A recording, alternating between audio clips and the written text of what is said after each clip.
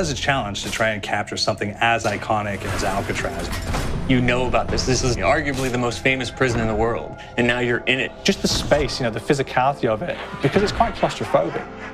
When modern-day prisons are designed, they really consider not intimidating people or making the spaces, as least stressful as possible. Well, Alcatraz didn't suffer from those restrictions. They did the research, they went out, studied Alcatraz, not just from books or internet. They were actually there to feel the environment, so it really sets a mood that gets you a little spooked. Well, we kind of started with the base layout of Alcatraz. The entire island we ended up roughing out in kind of a white box form, and then figuring out what play spaces we wanted to use out of that, what would be the most interesting areas to play in, and the connections between spaces, and spaces that the public doesn't necessarily get to go into. We really did a lot of pushing to really enhance that psychological horror aspect that we're really looking for. And this is a really good opportunity to really tell something special. Like I got stuck right through the gates of hell! This time around, I feel like it's been identified that there are these side missions that you're going to go out and try to accomplish. Al and the rest of the groups put together this escape plan, but the point is to get the parts and assemble this plane so they can get off the island. We did something new for the first time. We have actually contextual music that goes off. So that's a first for zombies. And it's all based around this horror thriller aspect. Every location will have a specific stinger that you hear when you find it, when you discover it, when you start unraveling the story, we start building on the music that you're hearing, and it's really enhancing that experience and going along with it in parallel.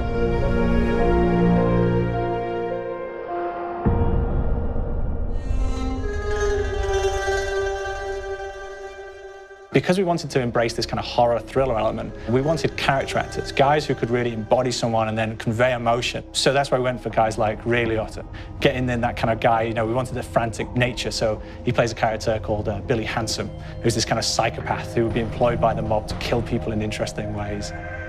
Chaz Palminteri, he plays a guy called Sal DeLuca, an old mob boss. Michael Madsen playing Finn O'Leary. He's kind of worked himself from the floor, from the streets. He's got his hands dirty in the blood and the guts a couple of times. And then we had Joe Pantoliano, and he plays Arthur Arlington, who's nicknamed the Weasel. Those guys, they bring a quality and a subtlety and timing that you can't really identify or try to recreate.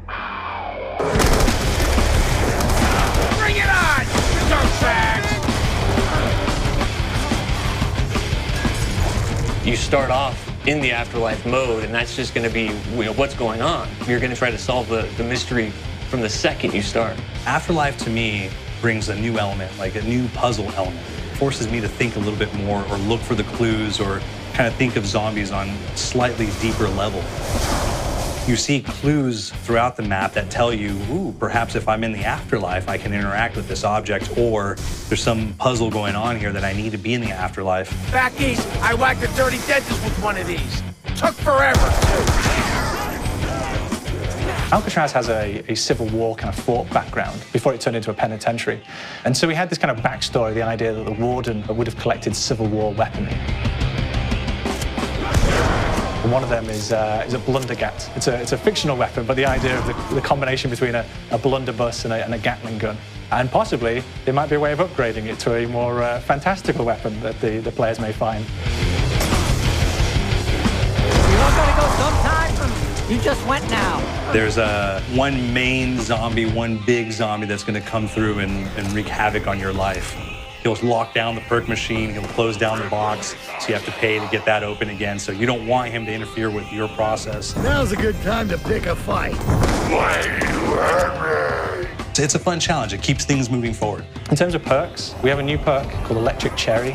When you reload, it gives a shock around you, which scales over time. Who's asking for it, greaseball? There's so much to experience in this map. Every time I play it, there's a new tactic to take, a new experience, a new objective to go for. But there's also this layer of things that we aren't exactly exposing to the players right off the bat and will need to be discovered. Don't let me go. Is it the calling we hear? We've got the undead in there, we've got these historical elements, and these fantastic actors all seem to be with peace with each other in this kind of same world. So it's magical, and our team is incredibly excited by it. This is the call.